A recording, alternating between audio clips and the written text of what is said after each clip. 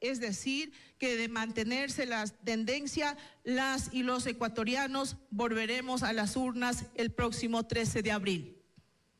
La transmisión y publicación de resultados continuará de manera ininterrumpida hasta que el último voto sea contado y hasta que la última acta con inconsistencia sea recontada. Escuchábamos declaraciones de Diana Atamaint, presidente del Consejo Nacional de Ecuador, del Consejo Nacional Electoral de Ecuador, quien afirmó que los ecuatorianos irán a una segunda vuelta electoral en abril ante la disputa a la elección del domingo, el día de ayer, entre el actual gobernante Daniel Noboa, quien es el presidente candidato, y Luisa González.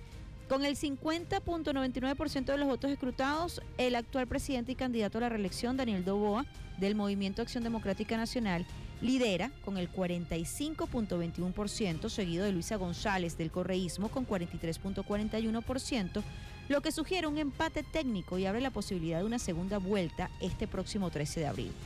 Noboa y González concentran el 88.62% de los votos válidos entre 16 candidatos.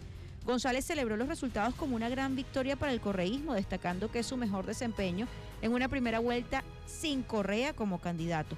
Y pues para conocer más al respecto y cómo pues de alguna manera estas elecciones en Ecuador tocan de alguna forma a Venezuela, conversamos con el politólogo Daniel Arias, también docente universitario, investigador y ponente en ciencias sociales. Daniel, bienvenido a esta cita de éxitos. Pues vemos unas elecciones que pues yo creo que ya se preveía que irían a una segunda vuelta entre dos candidatos, Daniel Noboa, quien es conocido por sus ideales centroizquierdistas, aunque su gobierno siempre ha sido apoyado por las fuerzas de derecha en Ecuador, y pues tenemos el caso de Luisa González del movimiento Revolución Ciudadana, pues que de izquierda, que están alineados al socialismo y al llamado progresismo. ¿Cómo evalúa lo que está ocurriendo en Ecuador? Muy buenos días, muchas gracias licenciada Carla por esta amable invitación. Efectivamente lo que está pasando en la República del Ecuador es un choque de trenes entre dos tendencias históricas pero bien diferentes. Para tratar de explicarlos en términos que sean fácil de entender para los venezolanos, especialmente para la gente de mi edad, hay que entender que la doctora Luisa González es la verdadera representante del correísmo. O sea, esto no hay que verlo como una cuestión simplemente de dos candidatos, no. Son dos tendencias históricas que están luchando. ¿Por qué? Porque Rafael Correa, que con las críticas que cualquiera le puede hacer, es sin duda el líder ecuatoriano más importante del siglo XXI, desde el punto de vista teórico y político, y su propuesta, que se llama la Revolución Ciudadana, con todas las críticas que cualquiera le pueda hacer, están representadas en una revolución basada en la intervención del Estado. Entonces, este intervencionismo estatal que se apoyó en el boom de los ingresos petroleros en el gobierno de Rafael Correa, generó una situación de enorme bienestar en Ecuador, que para llevarlo al término venezolano, nos recuerda a la Venezuela faraónica. Las personas que me están escuchando dentro de este lugar son personas muy jóvenes.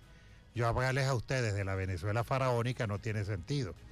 Pero la Venezuela faraónica fue la época de Carlos Andrés Pérez, donde se hizo famoso el tan famoso "está barato, dame dos". En el primer gobierno de Carlos Andrés Pérez. Exactamente, donde la gente, de hecho, yo fui uno muy joven que me tocó ir para Miami de vacaciones en ese sentido, porque era más barato ir para Miami que ir para Margarita. Entonces, ¿qué sucede? En ese tipo de gobierno se genera una gran situación de añoranza, que indudablemente eso lo están utilizando el equipo político de la doctora González. ¿Para qué? Para tratar de dar la idea de que si ellos vuelven a poder, va a volver la prosperidad. Ahora, ¿qué es lo que sucede? Eso también me recuerda a mí la tragedia política que pasó en el segundo gobierno de Carlos Andrés Pérez, cuando la gente volvió al poder y en vez de la prosperidad lo que se consiguió fue algo bien distinto. Pero volviendo al caso ecuatoriano, tenemos que entender que este es un problema geopolítico. Recordemos que Daniel Noboa fue uno de los poquísimos presidentes en el mundo que estuvo en la toma, en la asunción de gobierno de Donald Trump. Y eso es importante, porque tanto Bukele como Milei como Noboa son el tridente o las puntas de lanza de la administración Trump en América Latina. Entonces, ¿qué sucede? Para los que no conocen la esencia de la llamada Revolución Ciudadana de Rafael Correa, es una copia teórica del socialismo del siglo XXI que se practicó en Venezuela. La diferencia es que en Ecuador, ese presidente ecuatoriano, Correa, logró ubicar una política de infraestructura tan gigantesca que prácticamente hubo una transformación física e institucional de la realidad del ciudadano cotidiano en Ecuador. Entonces, ¿qué sucede? Eso hace que su recuerdo sea muy diferente, que la gente asocie ambos regímenes de gobierno de una forma muy particular, y por lo tanto aquí estamos en una lucha en el siglo XXI de dos modelos de gobierno, pero con dos coyunturas muy, pero muy diferentes. El primero llegó en una época en que los gobiernos de izquierda ganaban prácticamente cuanta elección había en América Latina. En ese momento América Latina prácticamente fue como que el boom de la izquierda, y en este momento pues pareciera que se está dando otro movimiento. Sin embargo, hay que destacar que González, que viene de la mano con Correa, pues que Correa además, ella por una parte asegura que va a erradicar la corrupción en Ecuador. Sin embargo, sabemos todos los casos abiertos y todas las denuncias de corrupción durante el gobierno de Noboa por una parte, de Correa, perdón.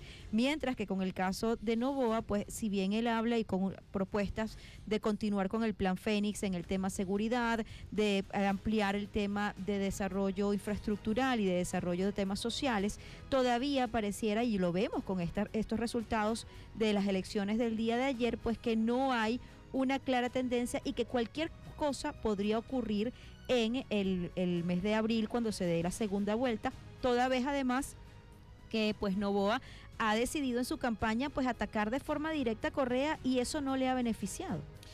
Miren, debemos entender que Noboa es una persona dispuesta a todo. Estamos hablando de un presidente que asaltó la Embajada de México. Estamos hablando de un presidente que le declaró la guerra a los carteles mexicanos del narcotráfico. Entonces, ¿qué sucede? La situación en Ecuador es un país que, si bien no está en guerra civil, es un país que está en una guerra contra la delincuencia, que produce una lamentable cantidad de muertos diarios. Entonces, ¿qué sucede? La guerra contra la delincuencia, contra el narcotráfico en Ecuador, es un asunto prioritario para la administración estadounidense, porque hay otro detalle que muchas veces se pasa por alto, y es que los gobiernos de izquierdas en América Latina muchas veces han llegado de la mano de administraciones demócratas. Uno no puede entender la victoria de Hugo Chávez en 1998 si no entiende que gobernaba Bill Clinton, que en ningún momento lo bloqueó esa iniciativa candidatural. Yo mismo, en Caracas, yo llegué a ver al embajador de Estados Unidos, John Maisto, atacando la partidocracia y diciendo que había que sustituir el bipartidismo por algo nuevo. Esto no es un chisme, estas son cosas que pasaron y que buena parte de la juventud de hoy en día no lo desconoce.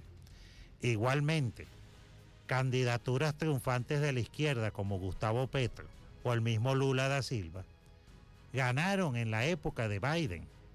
Yo no puedo imaginarme a Lula ganando una elección frente a Bolsonaro contra un de presidente.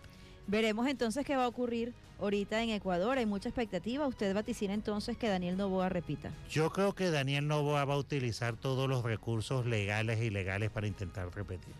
Lo veremos entonces el próximo mes de abril, cuando pues sean la segunda vuelta en las elecciones ecuatorianas. Son las 9:57. Gracias a usted por acompañarnos. Era Daniel Arias, politólogo, en esta cita de éxitos.